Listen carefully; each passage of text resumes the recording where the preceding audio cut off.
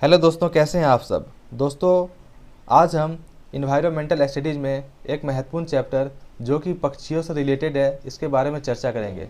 दोस्तों, आपके CTET exam में बर्ड से रिलेटेड तकरीबन 4 से 5 क्वेश्चन देखने को मिल सकते हैं और इसे आप इतना पढ़ के ईजिली सॉल्व कर सकते हैं। तो चलिए आइए देखते हैं।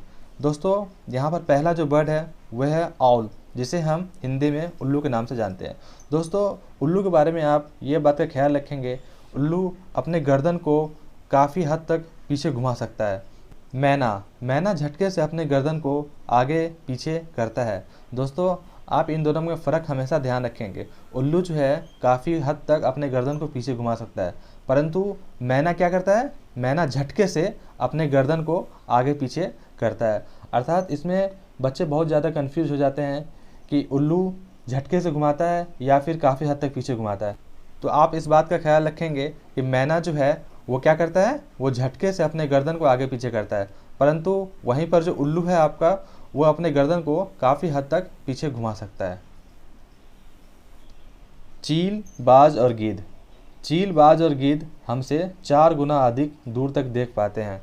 दोस्तों, आप इस बात का ख्याल रखेंगे, ये जो ईगल, हॉक और काइट भल्चर होते हैं, ये हमसे क्या करते हैं, ये हमसे 4 गुना अधिक देख सकते हैं। अर्थात जितने दूर आप देख सकते हैं, ये आपसे 4 गुना अधिक दूर तक देख सकते हैं। चील की पूंछ खांचे वाले होती है। दोस्तों, चील का पूंछ कैसा होता है, खांचे वाली होती है। दोस्तों, आपके एग्ज़ाम में इस प्रकार से क्वेश्चन देखने को मिल सकता है कि ऐसे कौन से पक्षियों का समूह है जो कि मनुष्य से 4 गुना दूर तक देख सकते हैं। तो आप इस बात का ख्याल रखेंगे कि जो है ये ईगल, हॉक और भल्चर, मतलब चील, बाज और गीद, ये हमसे 4 गुना अधिक दूरी तक देख सकते हैं। चील की पूंछ कैसी होती है, खांचे वाली होती है। आइए आगे देखते हैं। गिद्ध मरे हुए जानवरों को खाकर जगह साफ कर देता है और आकाश में ऊंचाई पर उड़ता है। दोस्तों, आपने देखा होगा, अगर कहीं पर कोई मवेशी मर जाता है तो गिद्ध वहाँ पर बहुत सारे इकट्ठा हो जाते हैं। वो काफ़ी ऊंचाई से उस चीज़ को देख लेते हैं और वो उन्हें खा करके साफ कर देते हैं। दोस्तों, गिद्ध, चील और बाज ये काफ़ी ऊंचाई पर अपना घोंसला बनाते हैं, लेकिन आज की उस युग में हम पेड़ों की इतनी अंधाधुंध कटाई कर रहे हैं कि इनके रहने के लिए कोई जगह ही नहीं बची है। तो ये आजकल विलुप्त होते जा रहे हैं। कलचिड़ी या इंडियन रॉबिन। दोस्तों, कलचिड़ी को क्या बोलते हैं, इंडियन रॉबिन के नाम से जानते हैं। कलचिड़ी पत्थरों के बीच अपना घोंसला बनाती है। कलचिड़ी कहाँ घोंसला बनाती है, कलचिड़ी अपना घोंसला पत्थरों के बीच बनाती है। आप ध्यान में रखेंगे कि आपके एग्जाम में इस प्रकार से क्वेश्चन को देखने को मिल सकता है कि कौन सी ऐसी चिड़िया है जो कि अपना घोंसला पत्थरों के बीच बनाती है। तो आप ध्यान रखेंगे, कलचिड़ी एक ऐसा पक्षी है जो कि अपना घोंसला कहाँ बनाता है, पत्थरों के बीच में बनाता है। इन घोंसलों में पौधे की नाजुक टहनी, जड़ें, ऊन, बाल, रुई सब बिछा रहता है। दोस्तों, इनके घोंसले में क्या सब रहता है, नाजुक टहनियाँ, जो कि मतलब पतली टहनियाँ होती हैं, जड़ें, ऊन, बाल, रुई आदि इसके अंदर बिछा रहता है। यह छोटे छोटे कीड़े को खाती है। इनकी चोंच अंदर से लाल होती है। दोस्तों, इनकी चोंच अंदर से कैसी होती है, इनकी चोंच अंदर से लाल रंग की होती है। दोस्तों, आइए हम देखते हैं कौवा के बारे में। Crow. The crow nest also contain things like iron, wire, wooden, twigs. दोस्तों, कौवे के घोंसले के अंदर तार, लकड़ी, टहनियाँ जैसी चीज़ें देखने को मिलती है। Crow builds nets on high trees branch. दोस्तों, जिस प्रकार से चील, बाज अपने घोंसले पेड़ की ऊंचाई पर बनाती हैं, उसी प्रकार से कौवा भी अपना घोंसला पेड़ की ऊंची शाखों पर बनाता है। दोस्तों, अब आते हैं कोयल की तरफ। कोयल अपना घोंसला नहीं बनाती है, वह कौवे के घोंसले में अंडा देती है। दोस्तों, आप सभी ने कोयल की आवाज़ सुनी होगी। कोयल काफ़ी मीठा गाता है, परंतु वह अपना घोंसला नहीं बनाता है। कोयल क्या करता है, कोयल अपना घोंसला नहीं बनाता, वह पेड़ पर ही अपना वक्त काट लेता है। लेकिन जब उसका अंडा देने का टाइम आता है तो कौवे के घोंसले में जाके अंडा देता है। क्योंकि आपने देखा होगा कि कौवा और कोयल देखने में एक समान लगते हैं। ऐसा लगता है कि कोयल जो है कौवा का बच्चा है। उसका कौवा का ही छोटा साइज कोयल देखने में हमें लगता है। कौवा अपने अंडों के साथ कोयल के अंडे को भी सेता है। दोस्तों, आपके एग्जाम में अगर इस प्रकार से क्वेश्चन देखने को मिल जाए कि कौवा अपने अंडों के साथ किस पक्षी के अंडे को सेता है तो आप ध्यान रखेंगे कोयल कुकू के अंडे को कौवा क्या करता है, अपने घोंसले में सेवता है, क्योंकि दोनों के बच्चे देखने में तो एक समान होते हैं छोटे में। जब बड़ा हो जाता है तो कौवे को फ़र्क पता चल जाता है और कौवा क्या करता है, चोंच मार मार के उसे अपने घोंसले से बाहर निकाल देता है। लेकिन तब तक बच्चा उड़ने लायक हो जाता है, तब उसे पता चलता है। दोस्तों अब आते हैं फाख्ता की तरफ, जिसे हम डफ के नाम से जानते हैं। फाख्ता cactus make their nest among thorn or in mehndi. फाख्ता क्या करता है, फाख्ता जो है अपना घोंसला कहाँ बनाता है, कैक्टस के बीच में और कांटों के बीच में, या फिर मेहंदी का जो पेड़ होता है, आपने मेहंदी का पेड़ देखा होगा, उनके में काफ़ी ज़्यादा कांटा और झाड़ी टाइप का होता है, उसमें अपना घोंसला फाख्ता बनाता है। अब आते हैं गौरैया की तरफ। गौरैया जिसे हम स्पैरो के नाम से जानते हैं। दोस्तों अब रेडिएशन इतना बढ़ गया है जिसके कारण स्पैरो हम लोग की तरफ देखने को नहीं मिलते हैं। इसका पहले आपने देखा होगा, आज से 10 साल पहले काफ़ी ज़्यादा स्पैरो हम लोग की तरफ हुआ करते थे, परंतु आज इस रेडिएशन के दौर में इनका विलुप्त होना स्वाभाविक बात है। अब ये बहुत कम ही देखने को मिलते हैं। चलिए आइए देखते हैं। दोस्तों गौरैया अलमारी के ऊपर आईने के पीछे अपना घोंसला बनाती है। दोस्तों आप सभी ने गांव घर में देखा होगा कि ये जो गौरैया होती है आपकी कभी अलमारी के पीछे या फिर घर में किसी भी कोने में अपना घोंसला बना लेती है। बसंत गौरी। बसंत गौरी या गर्मियों में टुक टुक करती रहती है, पेड़ के तने में गहरा छेद बनाकर उसमें अंडा रखती है। दोस्तों आप सभी ने बसंत गौरी को देखा होगा, हम लोग इसे अपनी तरफ कठफोड़वा के नाम से जानते हैं।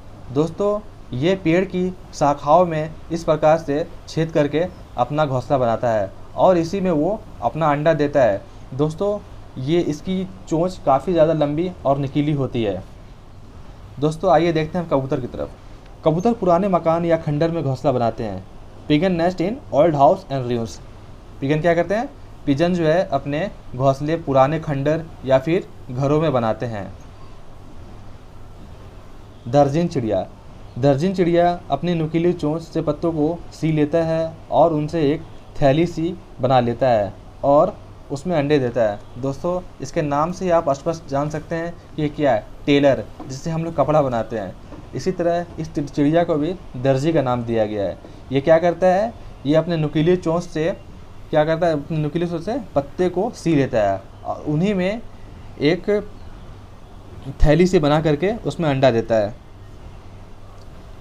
शक्करखोरा। शक्करखोरा किसी छोटे पेड़ या झाड़ी की डाली पर अपना लटकता हुआ घोंसला बनाता है। दोस्तों आप सभी ने कहीं ना कहीं इस घोंसले को देखा होगा, जो कि डाली पर इस प्रकार से, ये मान लीजिए पेड़ है तो पेड़ की डाली पर इस तरह से वो लटकता रहता है और इसी में नीचे से जाने का रास्ता होता है, उसी में शक्करखोरा अपना घोंसला बनाता है और अंडे को देता है। इसका घोंसला बाल, मकड़ी के जाले, पतली टहनियाँ, बारीक घास, सूखे पत्ते, रुई, पेड़ की छाल के टुकड़ों और कपड़ों के चिथड़े से बना होता है। मतलब कि जो भी नरम चीज़ उसे मिल जाती है वो उन चीज़ों को उठा लेता है और उन्हीं को सी करके एक काफ़ी अच्छा सा खूबसूरत सा घोंसला बनाता है। दोस्तों आपको देख करके आश्चर्य होगा ये इतनी अच्छी तरह से ये घोंसला कैसे बना लेता है। इसका घोंसला काफ़ी ज़्यादा खूबसूरत रहता है। Male weaver birds. The male weaver makes her on nest, female weaver sees all those nest then lay egg in the nest the like the most. दोस्तों क्या करता है, नर वीवर पक्षी जो है वो क्या करता है, वो अपना घोंसला बनाता है और जो मादा फीमेल होती है वो क्या करती है, फीमेल वीवर्स जा के सबके घोंसले को देखती है और जिस मेल का घोंसला काफ़ी ज़्यादा अट्रैक्टिव होता है वो उसी में जा कर के अपने अंडे को देती है। दोस्तों आइए हम पक्षी के बारे में कुछ खास बात जान लेते हैं। पक्षी केवल अंडा देने के लिए घोंसला बनाती है। जब अंडे से बच्चे निकल जाते हैं तो वो घोंसला छोड़कर उड़ जाती है। दोस्तों आप सभी ने देखा होगा, अगर आपके घर में या फिर बगीचे में कहीं पर भी पक्षी ने घोंसला लगाया है तो उसमें वो अंडा ज़रूर देता है। जब वो अंडा बच्चा हो जाता है, जब बच्चे बड़े हो जाते हैं तो पक्षी क्या करता है, पक्षी उस घोंसले को छोड़ कर उड़ जाता है। घोंसला छोड़कर पक्षी अलग अलग जगह चले जाते हैं, पेड़ों पर, ज़मीन पर और पानी में। दोस्तों क्या करते हैं, जब घोंसले में जब बच्चे बड़े हो जाते हैं तो उनके बच्चे अपने आप उड़ जाते हैं और फिर वो भी अपना घोंसला छोड़ करके कहीं उड़ जाते हैं। अधिकतर पक्षियों की आँख उनके सिर के दोनों तरफ होती है।